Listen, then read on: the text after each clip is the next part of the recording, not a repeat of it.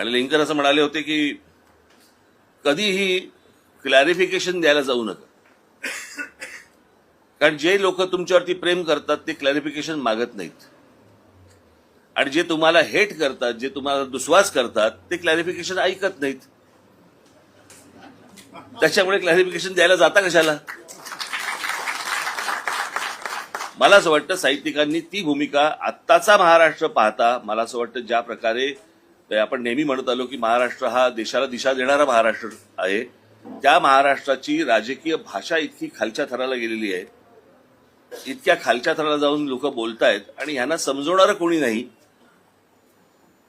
ज्या महाराष्ट्रातले ज्यांना बुजुर्ग म्हणावं तेच त्यांच्या आहारी लागलेले आहेत. याहून अजून पुढे काय बोलायचं? आणि मला असं वाटतं ही जबाबदारी साहित्यिकांनी हातामध्ये घेणं गरजेचं आहे. साहित्य संमेलन होत राहतील,